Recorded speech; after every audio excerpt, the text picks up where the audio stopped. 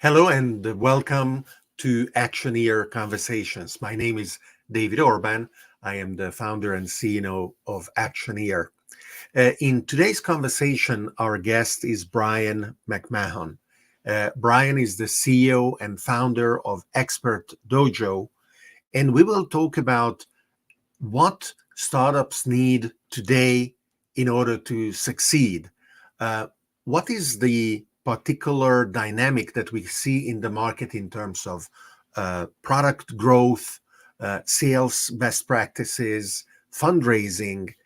And I am very excited and happy to welcome Brian to this episode of Actioneer Conversations. Welcome, Brian. Hi, David. Good to see you. So before we get into the nitty-gritty of today and what in particular you advise startup founders to do, tell us a little bit of how it all started. How did you get to do what you do, and why is Expert Dojo so successful? Wow. You want to ask an Irishman to tell a story of his life? How much time have we got? So look, I'll start at the end and then I'll give you the abridged version. So right now we are one of the most prolific investors in the world in early stage startups. So we will invest in probably 80 companies this year, mixtures of like early stage checks and then $1 million follow-on checks that we'll put in. We've invested in almost 300 companies in the past 4.5 years, which for anybody in the early stage investment space, they'll recognize that that's a fair amount of companies to be investing in. It's like a couple of companies a month, and that's involving finding the companies, seeing the companies, loving the companies, picking one company out of 100 companies that we say no to, diligencing those companies, and then working on growth plans and putting investments into every single one of them. We only invest. That's all we do in companies. And so that's where we are today. Now, most people would take that and say, okay, they're a venture capitalist and they stand like most venture capitalists do. They're just more prolific. And that would be partly true. Like we look at venture capital as a wonderful way to be able to give a boost for early stage startups. If you have a highly scalable startup that can grow, it has worked out its product fit, it has worked out its growth loop, which means it's worked out the repeatable sales formula to be able to get more if they spend more. Then venture capital is amazing to be able to drive that growth and get them to that paradise a little bit earlier. And the challenge with venture capital over the years is just more and more money has got involved. And because of that, it's been centered on fewer and fewer people. And those fewer and fewer people tends to be, people that venture capitalists know, which has left a tremendous amount of amazing, innovative startups out of this game. And so our focus right from the very beginning was, how do we create an even balanced playing field where the greatest startups get to break through, irrespective of where they came from, what they look like, what their color is, what their gender is, where they live, like just amazing founders with phenomenal ideas that the world need to have executed. How do they break through? And we decided that actually to overcome bias in a huge way, we wanted to be proponents of growth. And to a certain extent, we wanted to become proponents of aligned greed, which is that everybody's aligned on success because everybody's going to make coin. And so that's how we started. And since that time, we've become one of the biggest investors in Africa by deal numbers. We're one of the, not last year, but the year before, we were one of the most prolific investors in India. Latin America, we're investing a ton as well. And yeah, it's been a beautiful journey from 5 years ago to today, where we've got all these investments in place. What are the differences that you want to highlight with respect to how founders approached growth 5 years ago and what they can achieve today? And I think actually the biggest change is how we've approached the growth. So I've always struggled with highly scalable, especially technology founders, and just in respect to comparing it to true entrepreneurship. And so what do I mean by true entrepreneurship? Like, I'll use America as a wonderful example because I'm fortunate enough to be here, and it's my home, and I adore how this country is focused on entrepreneurship first. while many other countries are focused on what I call, inbound slavery first, where they work for a job for their whole life because that's all they've been taught. And so I love that America did that. And all of those early entrepreneurs, the early settlers, they didn't have any venture capitalists around them. They had no option other than to outreach every single day to find customers, to optimize their conversion, to make sure that they could compete against other grocery stores or whatever was selling close to them, and then to make sure that they built systems so they could have repeatable sales systems within a product that was loved by their customers. And my first introduction to tech startups was minimum viable product. And I thought, I don't get it. Like, I don't understand it. If I had said to my wife back in the day, here's what we're going to do, love. We're going to have a minimum viable date. And I'm not going to pay for dinner or stuff. And we're not actually going to sit down. What we're going to do is we're going to stand by the table, because what I don't have the money to buy a meal, but we're going to pretend that I have a really nice meal and that you had a really nice time. And then we're going to have another date afterwards. How does that sound? Like, I know, and it's not just because my wife is Spanish and and that would have been violence, but like, it just doesn't work. Like, it's an arrogant, egocentric perspective that has been now exploded to a level where customers get terrible product given to them every single day. So we over time realized that lovable product is the only solution to this: simple, complete, and transformative. That's all. It has to be lovable. And then we started going through it, and we thought, well, how do we get like tech entrepreneurs to start changing the other things that they're not doing properly when compared to great early entrepreneurs 60, 80, 100 years ago? Well, they don't outreach, right?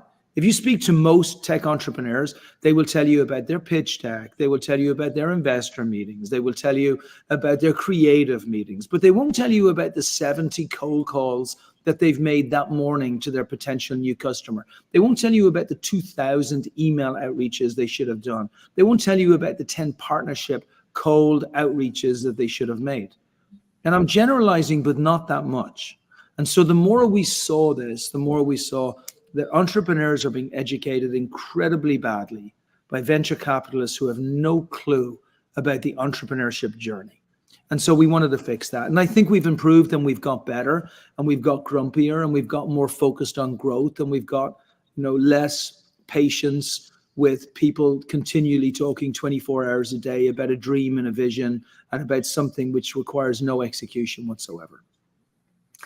And sales is a hard slog, and I am not surprised that a lot of entrepreneurs or entrepreneur wannabes pretend that it can be put aside instead of being the bread and butter of every day. And whether you are selling your company to investors, or whether you are selling your product to your target customers, it is still something that has to happen. Also, it can only happen if, as you said, you have a lovable product. So you have to get there. You have to be able to be at the stage where you feel the time is right. However, you also don't have to delay the effort of selling the product too much, because you are afraid that the time is not yet right yet. So what do you recommend? How can an entrepreneur measure when is the right time for the product to be aggressively pushed via all those sales channels and techniques? Yeah, I love this conversation, because product is everything. And when I say lovable product, like I use those three words very intentionally, with the first word being simple. So a lot of the time what we try and do is build so many features for what we're doing, because we believe that our customer requires everything at the same time, and they don't. They just require one amazing thing, right? And then we'll then try and make sure that that product is not just simple, but we'll say, well, it's not quite complete, but it's going to be complete. It has to be complete. Like, you can't give an incomplete vacuum cleaner. You can't have an incomplete project management system. It has to be complete, but it doesn't have to have every single bell and whistle on it all the way across the board. and it has to be transformative. And so the very first step every entrepreneur has to make is we have to become customer centric. Like that's the very first step, right? And we have to say, okay, who's our customer? And so, for example, for me, it may not be that I say, when we started off our accelerator in the first place, we didn't start off with an accelerator. I would have had to do a minimum viable product because we didn't have the funding to do an accelerator. And even, I wouldn't even say we started off with a venture studio, right? Because we would have needed a minimum viable product. I didn't have the knowledge for a venture studio. And I wouldn't even say we started off a growth hacking firm, which is really what I consider us to be. I consider us to be very mediocre venture capitalists, but really good growth hackers, which is why I speak about growth with such intensity. But we started off events. Like that's what our simple, beautiful product was. Like 10 years ago, I would bring 800 of the finest entrepreneurs in Santa Monica to meet with some of the best investors that they will ever meet. And I would bring them to a central location, and I would build up my brand, and I would create incredible value in something that I could do amazingly. And only when that was simple, it was complete, and it was transformative, do I have my customers' permission to be able to evolve that to providing another feature, which is going to be simple, transformative, and complete. And my journey, by the way, is a longer journey. Like anybody who thinks this is a shortcut, no. You know, your shortcut is raise $300 million from Andreessen, make sure that you're related to somebody in their firm, make sure you went to a nice school, and then just get a unicorn for your birthday. Like that's the shortcut, right? My way is the hard way. But you know about the thing about the hard way? It's the beautiful way. One of the challenges of today's narrative, as you mentioned, top tier VCs and their recipe of success, is that it suffers tremendously from survivorship bias. Too many people believe that what they have to build and aim right from the start is the unicorn status, and if they can't, then they are not worthy of consideration, and either they don't even start, or they keep trying and failing with very little chance of success, because it is already hard raising capital. Becoming a unicorn is really a very, very small exception.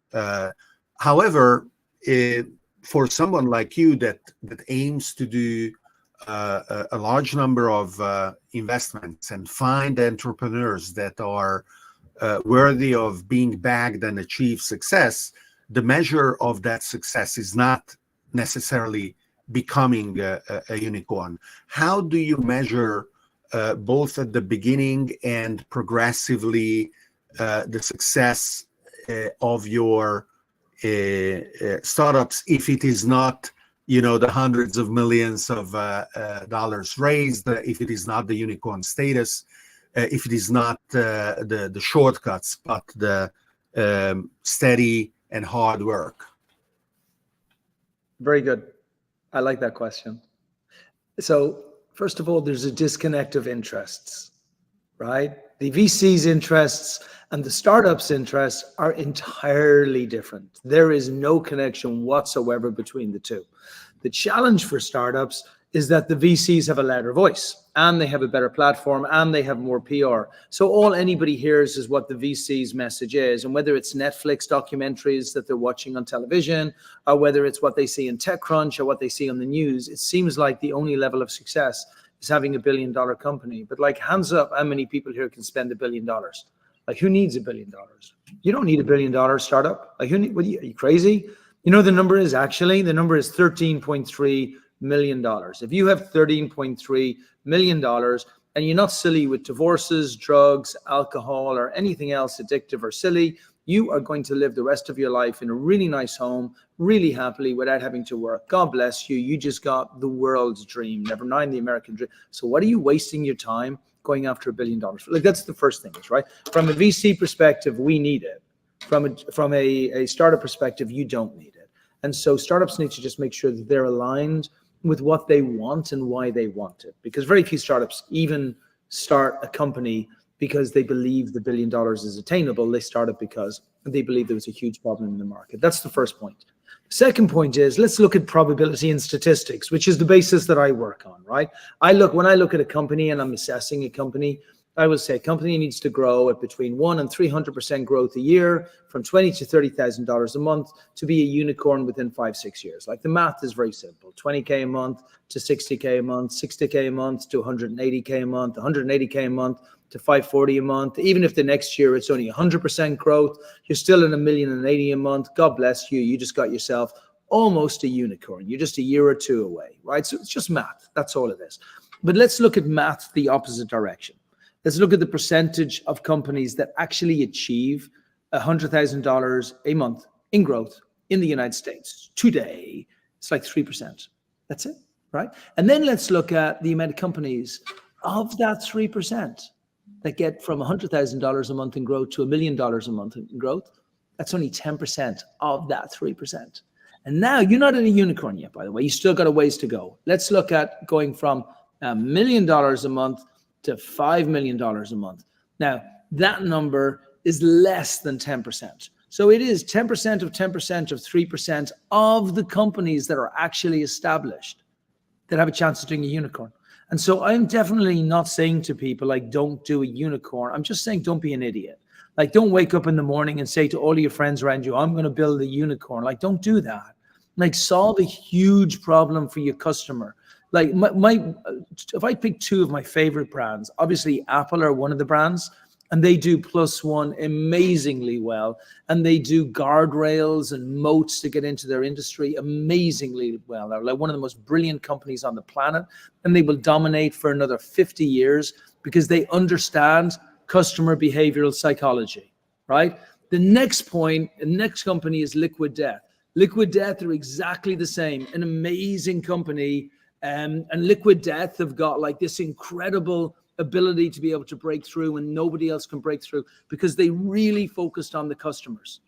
So focus on the customers, make sure they get it right, and then you will not go wrong.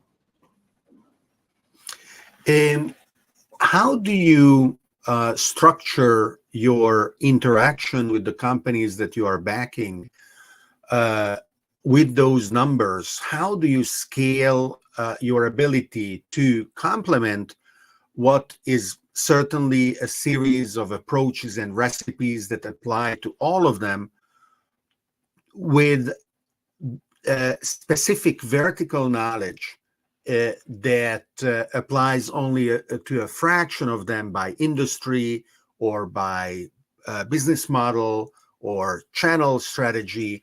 So isn't it almost too complex to manage as your numbers grow and as the number of companies and their needs grow together with that? So first of all, we have some of the top growth hackers in the country on our side. You know, our marketing is led by a guy called Dustin Luther, one of the top marketing experts as far as growth hacking companies everywhere. And he manages this a little bit like a web of intricacy. So he has all of these other growth hackers who are all underneath, all focusing on different areas. We used to run this like an accelerator, but I'm happy to say publicly, I think accelerators don't work, period. I don't think any of them work, period. I don't think any of the value that's given by accelerators is of any value to startups anymore. Putting a bunch of startups in a room where they're all learning the same thing when they all have different needs is as ridiculous as trying to teach like 5-year-old kids, 15-year-old kids, and 25-year-old kids in the same class. It makes no sense. It was a great model 20 years ago. Nobody has evolved it. Nobody has changed it. So if we had a traditional accelerator program, yeah, it would be a waste of time. This would all be talk. Nothing would happen, but we don't. We do exactly what we tell our startups to do. And we looked at the model that we had at the beginning and we said, we want to build the greatest model we have. And then we just want to spend all of our time speaking to our customers. And our customers are the people we invest in, by the way. We think of folks we give money to for equity as our customers. That's how customer-centric that we are. And the more we spoke with them, the more we tried to see, not if they liked us, not if they were happy with us, but the value that we were adding, the more we realized that the traditional accelerator model did not work. So we started looking at models that worked the best. And the ones we really liked were the developer models, where development houses would do monthly sprints. And they would break their sprints into areas depending on what those specific companies need. You need design, monthly sprint on design. You need customer experience, monthly sprint on customer experience. So we've done the same with our almost 300 companies, and we break them down now and see what are the biggest barriers to their growth. Then all of the growth hackers that we have under Dustin, they are all allocated through both training that we've recorded, masterminds that we create every single month, and then people that can then connect with those companies. And so if a company's dealing with the challenge of, I mean, look, we break it, let me even make it simpler. We break a problem that a company's having into 4 areas. It's number 1, they don't have a lovable product, which most of the time it's that. Our number 2, they haven't got a product which is properly optimized or converting properly. What does that mean? It means they're not speaking to the customer in a way that the customer needs to see value. It might be because of their trust. It might be because of their vision. It might be because of their brand. It could be because of their awareness. There's lots of reasons, but it's all under the banner of optimization. The next is outreach. This is a big one. Most startups don't think themselves lazy from an outreach perspective, but they are. If they measure the amount of outreach they did that day, it's embarrassingly small, and their talk for what they're trying to create is embarrassingly big.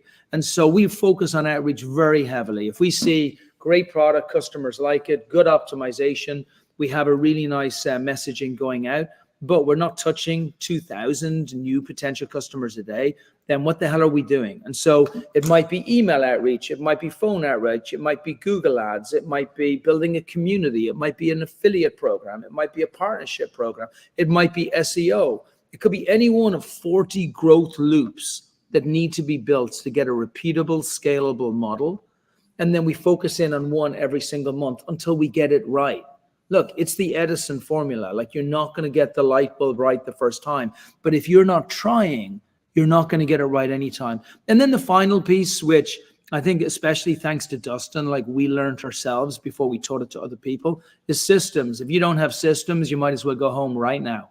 You got to build the systems around the other things. So all of our programs focus on those 4 areas. We don't focus on their mental health. We don't focus on their relationships. We don't focus on how they feel or how they want us to speak to them. We don't care. We only care about growth through customer-centric attention. That's it. And then month by month, they get closer and closer and closer. You mentioned your love and admiration for the entrepreneurial spirit that is so pervasive in America. And it has been indeed seen with admiration mixed also with jealousy in other places. And you also mentioned that you're very active in Africa.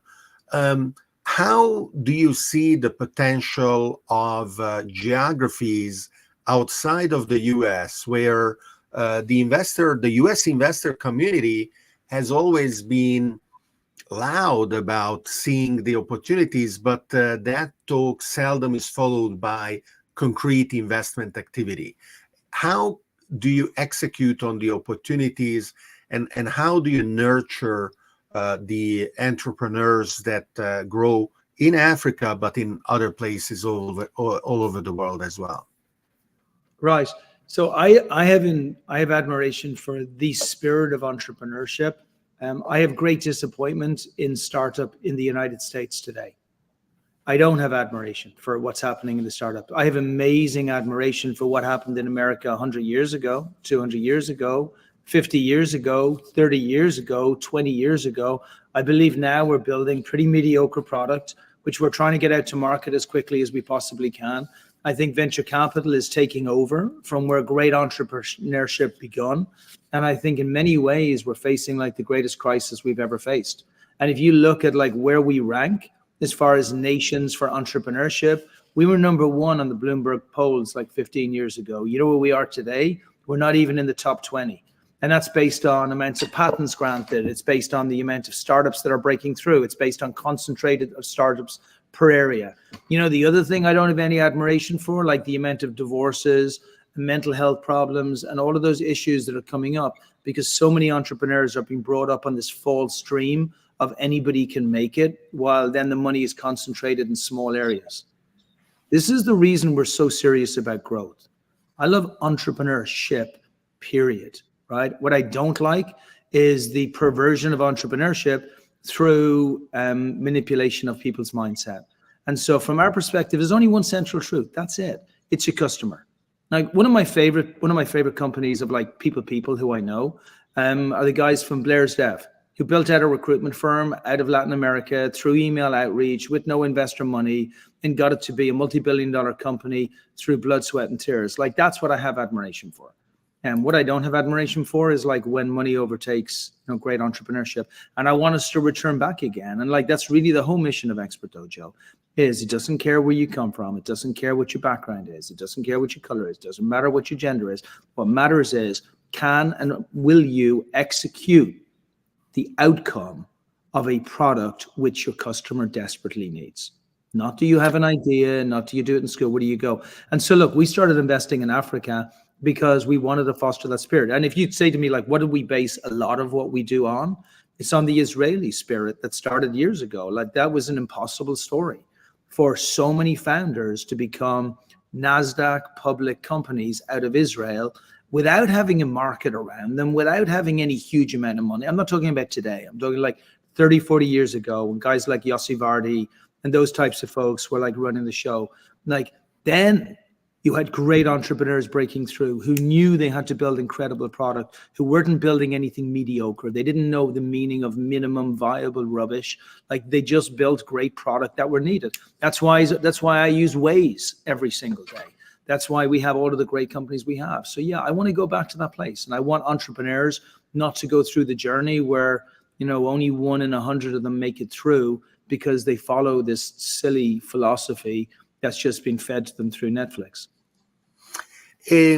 Without becoming too technical, isn't it the case that the changes brought forth originally by Sarbanes-Oxley, but even after with IPOs becoming more and more complicated and expensive and delayed, the toy is a bit broken. So investors that need liquidity need to fund companies at a later and later stage because they cannot go public. The employees of those companies that have been lured with stock options don't see the stock options becoming liquid. And now we have complicated and cumbersome secondary markets for later stage shares that make the options liquid instead. It should be easier, one would think, to get access to public markets that used to be 20 years ago and more the natural outlet and the next stage for companies to grow. Yeah, I think it's a great point. It's a really interesting market right now because the IPO market has dried up. And this is kind of what I was mentioning before when I said, look, you have this disconnected relationship right now. You have what investors need is not what startups need. Like they're two very different things. And so if startups play the investors, and I say this as an investor, but like if startups play the investors game, you're playing a game which was not made for you. You're playing a game which is to provide liquidity for investors. But that may not be why you started the company. You may have started the company thinking to yourself, I have an amazing cash flow company that's bringing in, like take Nacho. He's still running Blair's Dev.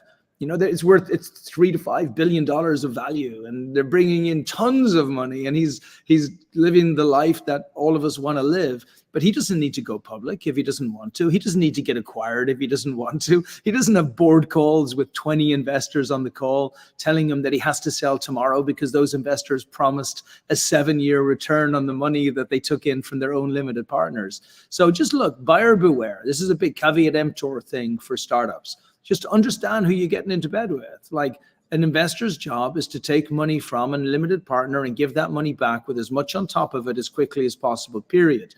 An investor's job is not to be nice to you. It's not to care about your business. It's not to help you with the business development. It is definitely not to make you customer centric.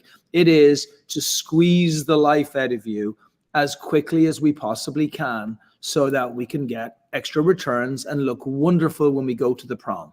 Like, that's the game. And so this market right now is a really hard time for investors because the IPO market has dried up. A lot of founders are actually questioning, hang on a second, let me get this straight. We IPO and then we pay like $500,000 to $1 million every single year just for the compliance of that IPO. Just remind me again, why do we want to do that?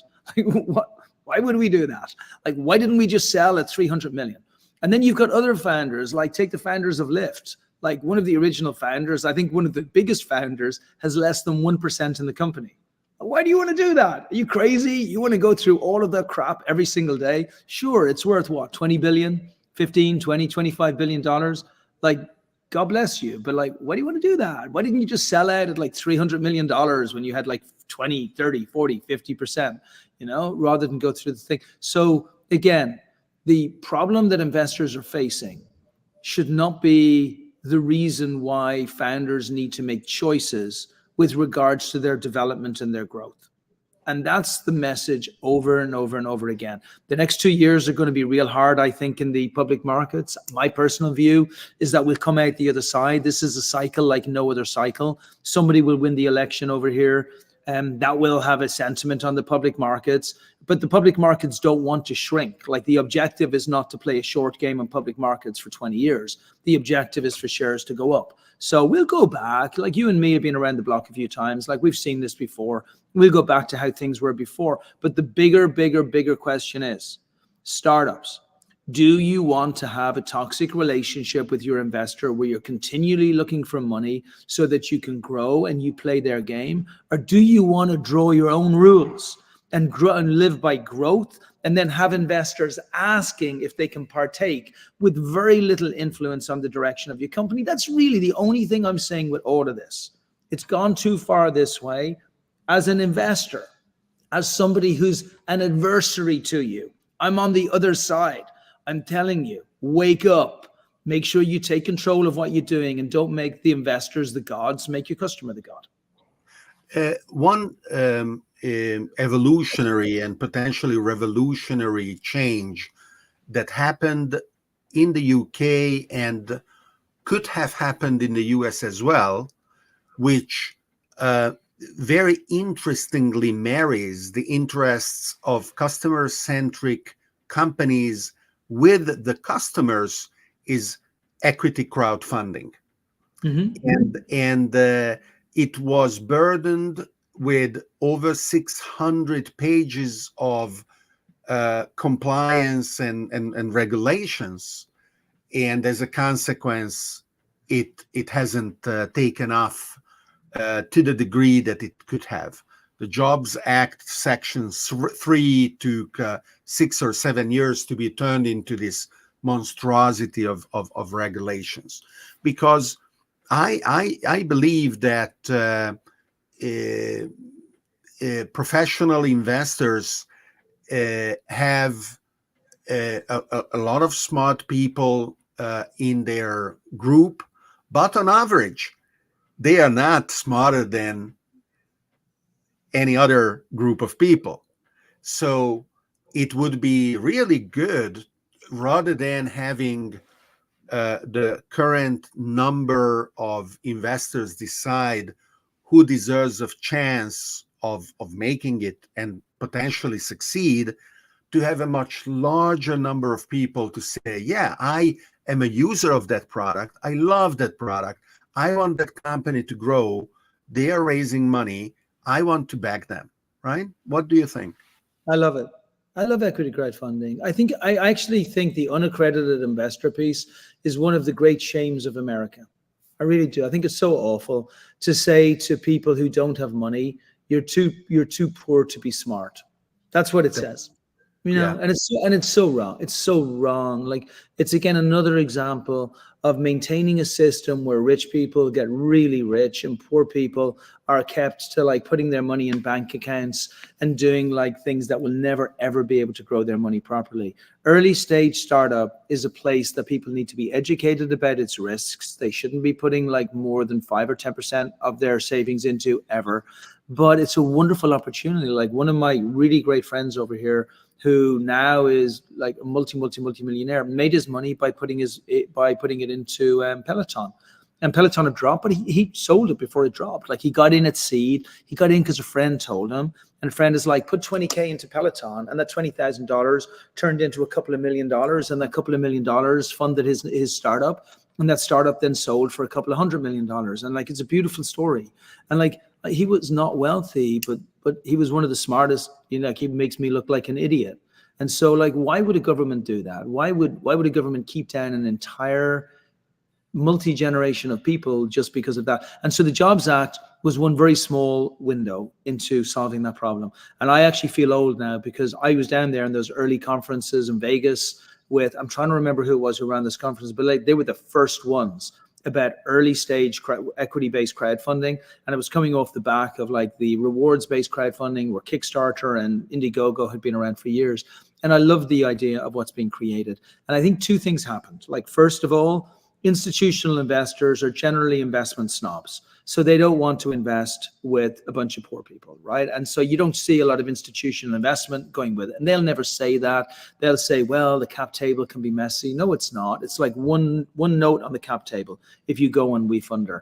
And it's really because they don't want it to look like it's anything other than a beautiful boys club where everybody's got like the right investments in place. And the other thing as well is it just hasn't been, I think the platforms are getting much better about curating the companies that come on now. And I'm seeing them diligencing them like a normal VC would diligence them, which I think is wonderful because they're now protecting the investors that are coming on. But I know all of the founders of pretty much all of the platforms. I've got one company going on to Republic right now. I've got another company that raised $5 million on Regulation CF crowdfunding on WeFunder. I've got another company with Start Engine that we're just about to put in. I'm just waiting for them to come back in diligence right now. And we've done stuff on Seed Invest before. And there's a bunch of other really good ones that are coming out that are getting involved in Reg A Plus. And there's a lot of really, really wonderful things. I believe they're being held back by institutional bias, but there are really wonderful people trying to break them through. And my final point on it is, look, I believe in this so much that, as I said, we are mediocre to bad VCs. We are exceptional growth hackers. So whatever I tell our founders to do, we do ourselves. I don't care what it is. If we tell them to cold call, we cold call. We tell them to email, we email. We tell them to do a Regulation CF crowdfunding campaign, we'll do it ourselves. And so I told Jeremy and Rad, do a Regulation CF crowdfunding campaign. And he's like, well, what do you know about it? And I'm like, you're right, nothing. I'm going to do one too. And so we did one. We raised $1 million, or a little bit over $1 million, I think, relatively quickly. Greatest thing we ever did. Like, some of our best fans now are on that Regulation CF campaign. I love it, love it, love it, love it, love it. We have 1,000 people now who are part of our cult that would never have been part of it if we hadn't done that campaign. So great initiative. I wish it was used more. You mentioned that everything needs a system. Systems can be manual, but they'd better be technology-based.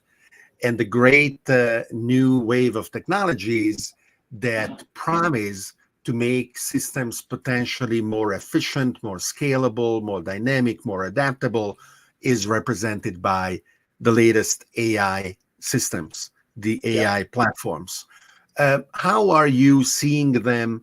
Do you believe they are overhyped or they are actually misunderstood and their promise is even larger than what we are seeing today?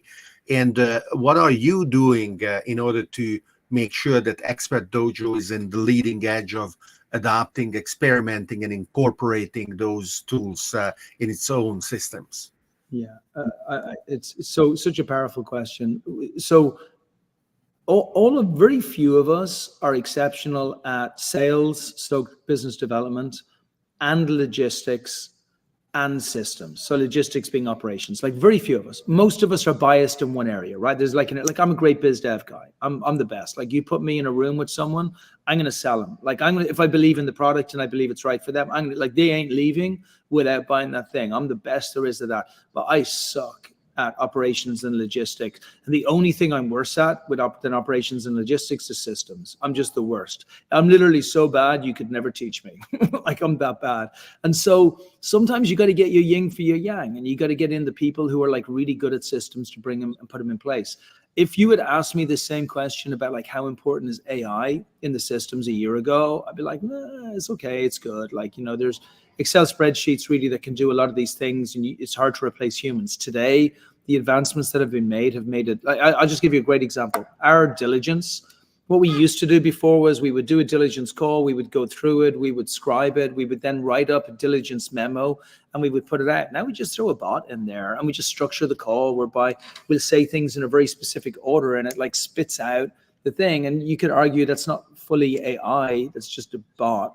But like, if that's the case, and it just saved me on 5 deals a month, that's 5 hours I saved. Like that one stupid little thing just saved me probably $300 to $500. How many other things are out there that can replace a ton of things we're doing? And another great example is HubSpot. Like if you look at HubSpot and you look at how intuitive HubSpot is compared to some of the more basic CRM systems, you will see that they've been living and breathing AI, bots, automation, predictive movements, customer analysis for 20 years. So if you're not using the best systems, I think at the beginning you can get away without them, right? So I think if you're a startup, you're going out there, like just pound the pavement, pound the phone, speak to your customer, get as close as you can. Don't worry about AI. Like it's okay, you'll have time for it. But then when you start working out the product fit and you start building your product fit and you start creating your loops, you have to have incredible systems or you won't be able to keep up with your competitors. So yeah, I think it's the biggest and craziest change we're going to see in the next like 5 years before and 10 years to come. You have built, of course, an incredible network, and you have a lot of feelers out there scouting for the best possible deals and startups that you want to bring on board in your platforms. The people that are following this video or watch it afterwards in the recording, what should they do if they believe that their startup is of the right stuff and they feel that Expert Dojo can add value to them? How can they reach out to you in order to be considered to become part of a cohort or be followed by your advice and services? So first of all, we have a ton of information on our website, like a ton that will help you on growth. Look, our ambition was always to be able to provide the education that startups need to be successful, irrespective of where they're from, education, all the things that I mentioned. Right? That was always our ambition. Our ambition was to facilitate any human being on the planet to be able to build a successful startup, making the minimum mistakes with growth and customers as their driver. We just wanted to do the accelerator so we could make a ton of money, that we could actually facilitate that to happen. And now that we've invested in so many companies, we're starting to provide that growth education. So even on our website, if you go to our website, you'll see that there's 2 buttons. One button is if you're a company that has the ability to grow at 200-300% a year, you have a product or a service, or a technology which is in market right now. You know that your customers, you'll be able to retain at a reasonably good level. You know that the market size is big enough to get to $3 to $5 million a month in revenue. Like, that's perfect. Just click on the investment button. There's a couple of great questions, super easy, and one of our guys will get back to you. But If you think, well, I'm early, Brian, and we're not ready to grow at that level, and we don't have the product fit ready, but I want help and assistance, then we've actually just created this growth community, which we're about to add chapters all over the world. We've just spoken to people in Barcelona, in Madrid, in Frankfurt, in Indianapolis, in New York, in Miami, to create individual events in all of these areas. But the online platform has got 3 things today. And I'm sure if somebody listens to this in the future, it will have more. It, number 1, has got a live channel whereby every single week, right now, may change, but you'll be able to see it there. We have a growth hacking talk, which will talk to you about growth hacking and how you can build your business. And it's free. There's no charge for that. We also have a channel there, which is more of a chat channel, whereby we ask growth hackers, our entrepreneurs who've been successful with a growth hack, to share their growth hack in there, which again would be really useful to people. Even this talk, somebody will get something out of. And so we want people to like post relevant and important things that can help people. And then we have another section, which we call the Pay It Forward section, where we ask people to offer something. And it could be an introduction. It could be a service. It cannot be a sales pitch. If it's a sales pitch, you're getting kicked off that place. Even if you try and pitch them while they're on with you, offering what you did, you are not getting back on. And so the idea is to create this huge community, this cult of entrepreneurs who start taking back their own power. So it doesn't matter who you are, where you come from, what you're doing, you can go in there and you're very welcome to join. Well, Brian, thank you very much. This has been a very, very interesting and enlightening conversation. I am sure that just as over the course of the past 5 years, you have learned and evolved and transformed so many people and their trajectories, but your own platform and system and approaches as well. We will have many conversations in the future where you will be as graciously and generously share as you have done today. And I'm looking forward to those conversations as well. And in the meantime, I want to thank you very much for today. Oh, my pleasure. Look, you've watched us as we've grown from a caterpillar to a fatter caterpillar, and one day we're going to turn into a butterfly. And so it's been great to have you on the journey with us, David. And I look forward to it being many years more. Thank you again. Thank you, everyone, for watching and following today's Actioneer conversations. We are going to have many more episodes. The next one is actually coming this coming week. We will be talking about artificial intelligence with Ben Goertzel, the founder of SingularityNet. And I am looking forward to having you with us there as well. See you next time.